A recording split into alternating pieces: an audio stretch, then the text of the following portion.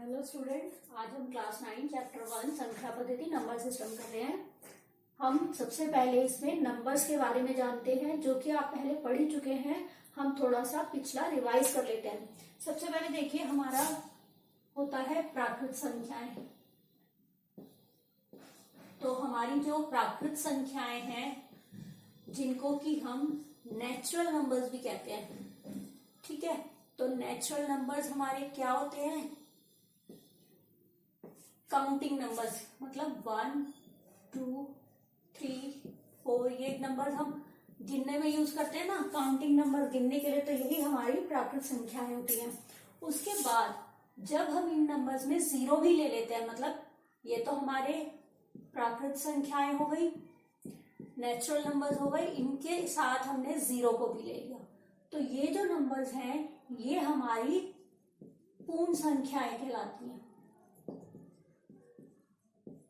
ठीक है। पूर्ण संख्याएं हो गई है, मतलब कि होल नंबर्स हो गए।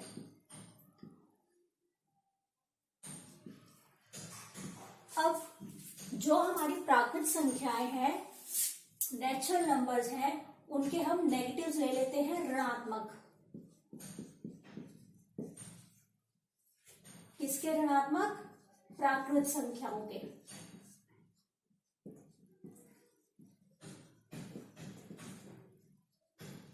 मतलब नेगेटिव्स ऑफ नेचुरल नंबर्स। तो हमें क्या करना है? माइनस का साइन, -1, -2, -3, इस तरह से हमारे चलते चले जाएंगे। तो जब हम पूर्ण संख्याएं और उनके साथ प्राकृत संख्याओं के ऋणात्मक भी ले लेते हैं, मतलब हम होल नंबर्स लेते हैं और नेगेटिव ऑफ नेचुरल नंबर्स लेते हैं, तो हमारे पास कौन सी संख्याएं हो जाएंगी? देखिए, ये तो हमारी पूर्ण संख्याएं होल नंबर्स है, उसके साथ हमने इनके नेगेटिव्स ले लिए प्राकृत संख्याओं के, -1, -2, -3, इस तरह से चलते चले जाएंगे। तो ये जितने भी नंबर्स ये हमारे बनेंगे, ये सब हमारे कहलाते हैं पूर्णांक, ठीक है। पूर्णांक कहते हैं इंटीजर्स। तो ये सब हमारे इंटीजर्स हो गए। अब देखिए, इसमें भी हम इनको धनात्मक पूर्णांक और ऋणात्मक पूर्णांक कहते हैं, मतलब पॉजिटिव इंटीजर्स, नेगेटिव इंटीजर्स। जो हमारे जिनके साथ कोई साइन नहीं है, मतलब ये प्लस के हैं, जमा वाले हैं, तो ये जो होते हैं इनको हम कहते हैं धनात्मक पूर्णांक, ठीक है, मतलब पॉजिटिव इंटीजर्स। और जो हमारे ये माइनस साइन के साथ हैं, इनको हम कहते हैं ऋणात्मक पूर्णांक, मतलब नेगेटिव इंटीजर्स। और देखिए, ये जो जीरो है, जीरो भी हमारा पूर्णांक है, लेकिन हम इसको ना तो हम कहते हैं ये धनात्मक है और ना ही ऋणात्मक है, मतलब नाइदर पॉजिटिव नॉर नेगेटिव, ठीक है।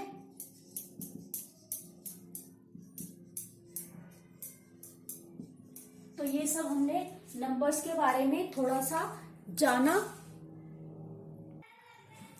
अब देखिए, जो हमारी संख्याएं हैं, नंबर्स हैं, अब इसमें हम इन नंबर्स को दो ग्रुप्स में डिवाइड कर सकते हैं। कैसे डिवाइड कर सकते हैं कि एक ग्रुप में तो हमारी वो संख्याएं हो गई जिनको हम P/Q के रूप में लिख सकते हैं,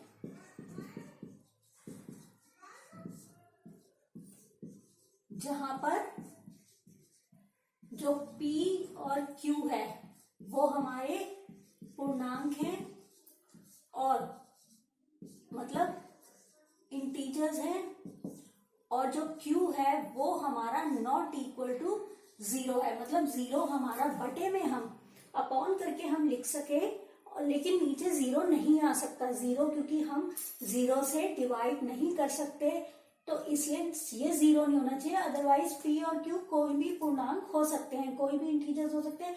P हमारा 0 हो सकता है, लेकिन नीचे वाला जो है वो हमारा 0 नहीं होना चाहिए। देखिए, कोई भी काम होता है, हम वो काम कर सकते हैं या नहीं कर सकते। तो इसी तरह से एक केस हो गया कि हम p बटा q के रूप में लिख सकते हैं, तो दूसरा केस क्या हो जाएगा, p बटा q के रूप में नहीं लिख सकते। तो अब हमने यहां पर भी देखिए जो p और q है वो हमारे पूर्णांक हैं, हमारे इंटीजर्स हैं, और q नॉट इक्वल टू 0 है, संख्याएं हैं। हमने उसको दो में डिवाइड कर लिया, एक जिनको p बटा q के रूप में लिख सकते हैं और एक जिनको p बटा q के रूप में नहीं लिख सकते। तो जो संख्याएं जिनको हम p बटा q के रूप में लिख सकते हैं इनको हम कहते हैं परिमेय संख्याएं।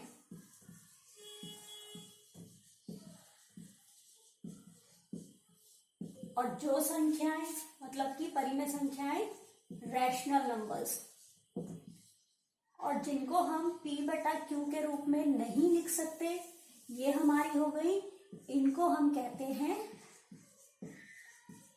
अपरिमेय संख्याएं, मतलब इरैशनल नंबर्स। तो अब देखिए जो भी हमारी संख्याएं हैं या तो वो परिमेय होगी या वो अपरिमेय होगी, और इन दोनों को मिलाकर हम इनको वास्तविक संख्याएं कह देते हैं। मतलब जब हमने परिमेय और अपरिमेय दोनों तरह की संख्याएं ले ली, सारी ले ली एक साथ, तो ये हमारी जो बन गई ये हमारी वास्तविक संख्याएं बन गई, जिसको हम रियल नंबर्स भी कह सकते हैं।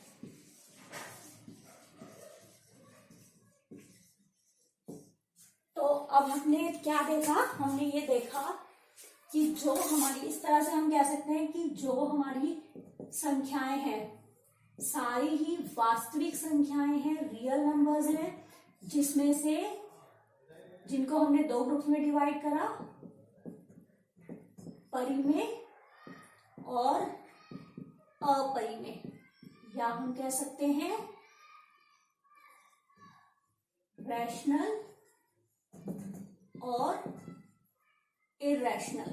मतलब परिमेय और अपरिमेय संख्याएं दोनों मिलकर ही हमारी वास्तविक संख्याएं रियल नंबर्स कहलाती हैं। ठीक है,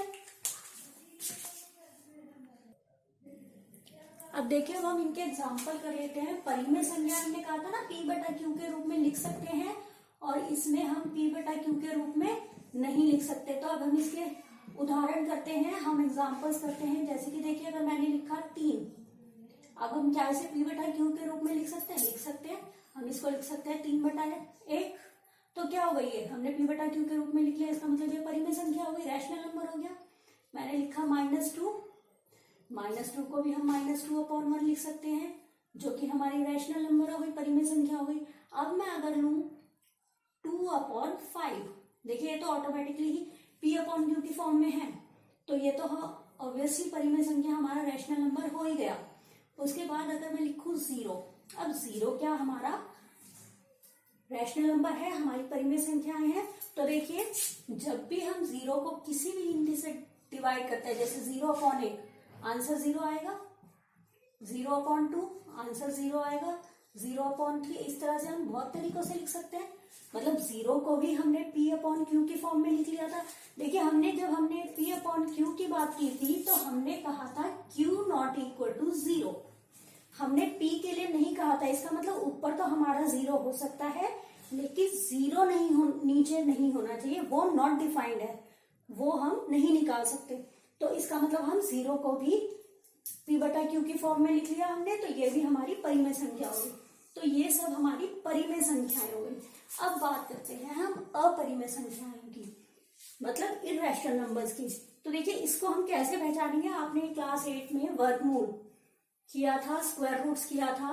तो जो हमारे इस तरह के नंबर होते हैं, जैसे √2, √3, इस तरह के जो नंबर्स होते हैं वो हमारी अपरिमेय संख्याएं होती है। लेकिन हमें ये ध्यान रखना है सब रूट वाले इस तरह से अपरिमेय संख्याएं नहीं हो सकती। जैसे कि अगर मैं लूं √4, वर्गमूल 4, तो ये क्या होगा, आपको सॉल्व करना आता है, इसको आप लिख सकते हो 2 गुणा 2, जो सॉल्व करने पर 2 आ गया। और देखिए जो 2 है 2 को हमने 2/1 लिख लिया। ये क्या है, ये भी पूर्णांक है, इंटीजर है, ये भी इंटीजर है, तो ये हमारा क्या हो गया, ये हमारी परिमेय संख्या हो गई, मतलब रैशनल नंबर हो गया। तो ऑटोमेटिकली जो ये है ये हमारा परिमेय संख्या हो गई, रैशनल नंबर हो गया। तो जितने भी रूट वाले हैं बिना देखे हम नहीं कह सकते कि वो रैशनल नंबर है, अपरिमेय संख्या है। जब हम उसको आगे सॉल्व नहीं कर सकते, जैसे इसको आप आगे नहीं सॉल्व करोगे, इसको आपको दशमलव में, डेसिमल में ही कन्वर्ट करना पड़ेगा, जो कि वो हम आगे बात करेंगे। तो ये संख्याएं हमारी अपरिमेय संख्याएं हैं। तो इस तरह से आप देख सकते हैं कि हम परिमेय और अपरिमेय संख्याओं में पहचान कर सकते हैं। अब देखिए, अब हम बात करते हैं दो संख्याओं के बीच परिमेय संख्या निकालना, मतलब find a rational number between two given numbers. इसको करने से पहले हम थोड़ा सा पिछला रिकॉल कर लेते हैं। परिमेय संख्याओं का संख्या रेखा पर निरूपण, representation of a rational number on a number line.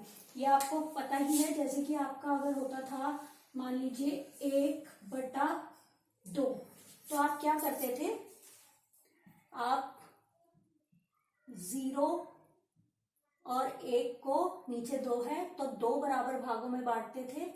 तो आपका क्या हो जाता था, ये हिस्सा हो जाता था 1/2। और इसका और भी क्या तरीका था, मान लीजिए आपको 3/5 करना होता था, तो आप क्या करते थे, इस तरह से संख्या रेखा बनाते थे, बराबर दूरी पर निशान लगाते थे और कैसे फिर मार्किंग कर देते थे। जैसे कि ये नीचे 5 है तो 0, 1/5, 2/5, 3/5, 4/5, 5/5, 6/5, इस तरह से कर सकते हैं। और ये 5/5 जो होता था वो हमारा 1 होता था। तो ये जो हमारा 3/5 है, मतलब ये वाला जो हमारा बिंदु होता था, पॉइंट होता था, ये हमारा 3/5 को डिनोट करता था। अब देखिए, इसी को अगर मैं 0 से 1 को हमने यहाँ पर अभी 2 भागों में डिवाइड करा है, अगर मैं इसको 4 बराबर भागों में बांटू, 4 इक्वल पार्ट्स में डिवाइड करूं, देखिए ये हमारे हो गया 1 2 3, तो ये 1 2 3 4 हमारे इक्वल पार्ट्स हो गए। तो इसके लिए मैं क्या लिख सकती हूँ, 1/4, 2/4, 3/4, और ये हमारा हो गया 4/4, जो कि आप देख सकते हैं 1 के ही इक्वल है। और आप 2/4 को सॉल्व करेंगे तब भी हमारा 1/2 आएगा। तो देखिए ये सेम चीज है ना। तो हम इस तरह से, अब हमने देखा, पहले हमने 0 और 1 के बीच में एक परिमेय संख्या निकाली, फिर मैंने उन्हीं के बीच में, इन दोनों के बीच में एक और परिमेय संख्या निकाली, इन दोनों के बीच में एक और परिमेय संख्या निकाली। ऐसे हम जब भी हमारी संख्या रेखा पर कोई भी दो परिमेय संख्याएं होती हैं, कोई भी ले लेते हैं, अगर मान लीजिए 2 ले लिया और 3 ले लिया, अगर मुझे एक परिमेय संख्या निकालनी है, इसके बीच में मैंने यहाँ पर निकाल ली। अब मैं चाहती हूँ एक और परिमेय संख्या निकालना, मैं यहाँ इन दोनों का बीच का पॉइंट ले लूंगी, ये एक परिमेय संख्या आ जाएगी। फिर एक और चाहती हूँ इन दोनों के बीच का, फिर से मुझे और चाहिए, फिर इन दोनों के बीच, फिर से चाहिए, इन दोनों के बीच में निकाल सकती हूँ। इस तरह से आप देखेंगे, फिर इनके बीच में, हम इन दोनों के बीच में बहुत सारी परिमेय संख्याएं निकाल सकते हैं। तो किन्हीं भी दो संख्याओं के बीच में हमारी अपरिमित रूप से अनेक परिमेय संख्याएं होती हैं।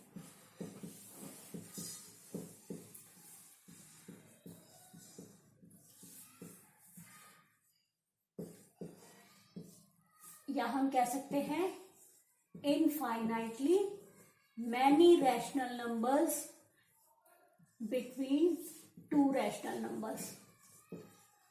तो अब ये चीज आपको पता चल गई कि दो संख्याओं के बीच में, दो नंबर्स के बीच में अपरिमित रूप से अनेक परिमेय संख्याएं होती है, इनफाइनाइटली मैनी रैशनल नंबर्स होते हैं। अब हम यहाँ तो हमने सिर्फ मार्क करके निकाल दिया, हम एग्जैक्टली हम निकाल देंगे कि अगर हमें 5 परिमेय संख्याएं निकालनी है, 6 निकालनी है, हम इजीली निकाल सकते हैं। अब मान लीजिए हमारा क्वेश्चन है 1 तथा 2 के बीच एक परिमेय संख्या ज्ञात करो, find a rational number between 1 and 2। तो देखिए, एक तरीका तो जो भी हमने देखा था कि हमने इस तरह से उनको इक्वल पार्ट्स में डिवाइड कर लिया, और मैं अगर 4 पार्ट्स में डिवाइड करूं तो 0/1, 1/4, 2/4, इस तरह करके ये पॉइंट हमारा 1 हो जाएगा। फिर 5/4, 6/4, 7/4, 8/4, जो कि हमारा 2 है।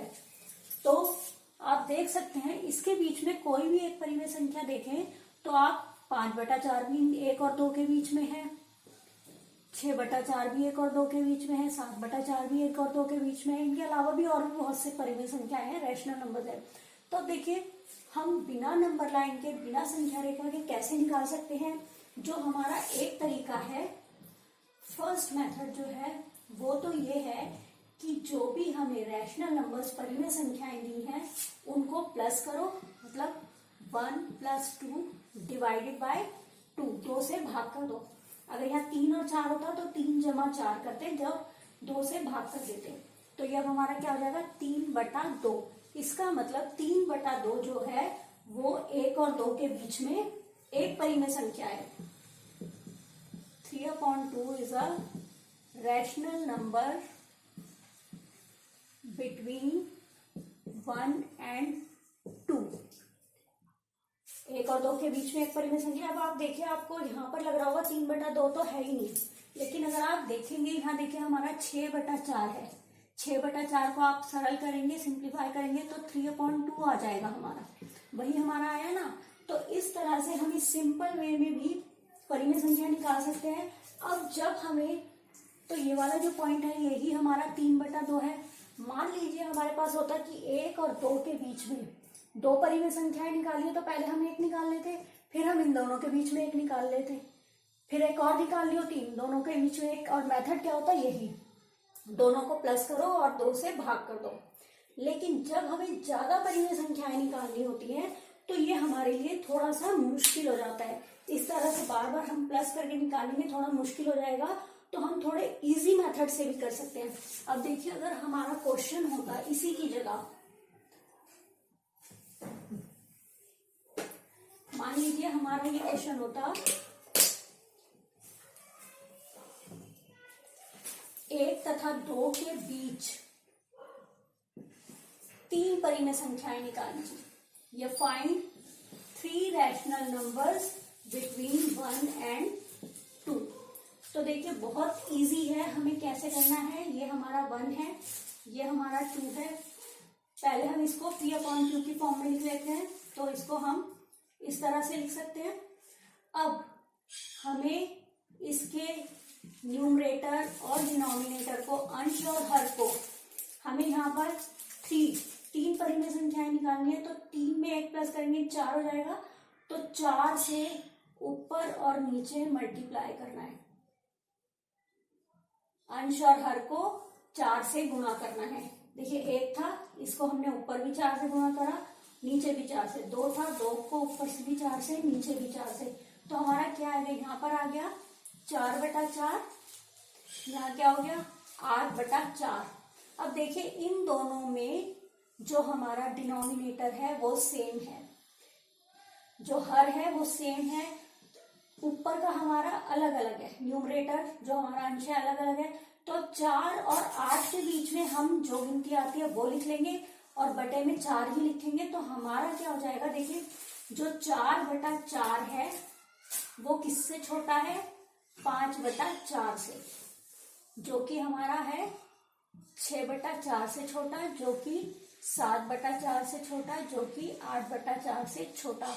तो इससे हम देखिए हम क्या कह सकते हैं, अब इसके और इसके बीच में 3 परिमेय संख्याएं कहाँ हो, एक ये, एक ये, एक ये।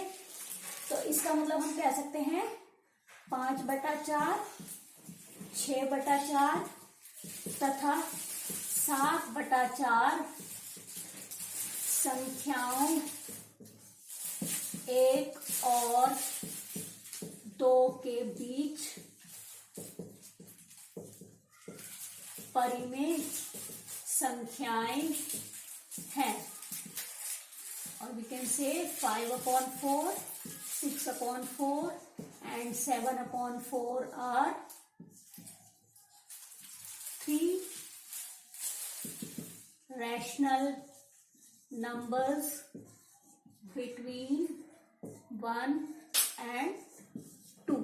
आप यहां से भी चेक कर सकते हैं। देखिए 1 और 2 के बीच में हमारा 5/4 है, 6/4 है, 7/4 है, यही हमने निकाला है ना। तो अभी ऐसे क्या हुआ कि हमें यहाँ पर नंबर लाइन ड्रॉ करने की जरूरत नहीं पड़ी। हमने सिंपली क्या करा, जितनी निकालनी है, 3 निकालनी थी, 3 निकालनी थी, तो उससे अगली से ऊपर नीचे गुणा कर दिया। इसकी जगह अगर मान लो 9 निकालनी होती, 9 निकालनी होती तो 10 से कर देते। तो ये बहुत इजी है, इसी तरीके से करके हम निकाल सकते हैं। ये तो अभी हमारे सिंपल थे 1 और 2। अगर ये हमारी बटे में भी होंगी, मान लिया 1/3 है, 2/3 है, तो उनके बीच में भी हम परिमेय संख्याएं निकाल सकते हैं। अब देखिए, मान लीजिए हमारा क्वेश्चन है 1/3 तथा 2/3 के बीच में 5 परिमेय संख्याएं ज्ञात करो। Find 5 rational numbers between 1/3 and 2/3। देखिए आपने ये तो देख लिया कि अगर मान लो आपके पास होता, आपके यहाँ पर डिनोमिनेटर हर सेम है, लेकिन ऊपर 1 और 2 के बीच में तो हम कुछ और गिनती नहीं लिख पाते ना। अगर मान लो आपका होता 2/7 और 5/7, इनके बीच में तो इजीली देखिए हर हमारे जो डिनोमिनेटर है सेम है, और 2 और 5 के बीच में हमारा 3 होता है और 4 होता है। तो 3/7 और 4/7 तो हमारे इन दोनों के बीच में आ ही जाते, ठीक है, इन दोनों के बीच में आ जाते। लेकिन यहाँ पर हम 1 और 2 के बीच में ऐसे तो नहीं निकाल सकते, तो हम वही तरीका निकालेंगे ऐसा भी आपको बताया था। इसी तरीके से करिए, 1/3 है हमारे पास, यहाँ पर 2/3 है। हमें कितनी निकालनी है, 5 निकालनी है, 5 रैशनल नंबर्स निकालने हैं। तो न्यूमरेटर और डिनोमिनेटर दोनों को 5 में +1 कर देंगे, मतलब 6। इससे अगली गिनती ली, देखिए 1/3 है, 1/3 और ऊपर और नीचे 6 से 6 से गुणा कर दिया। इसी तरीके से ये 2/3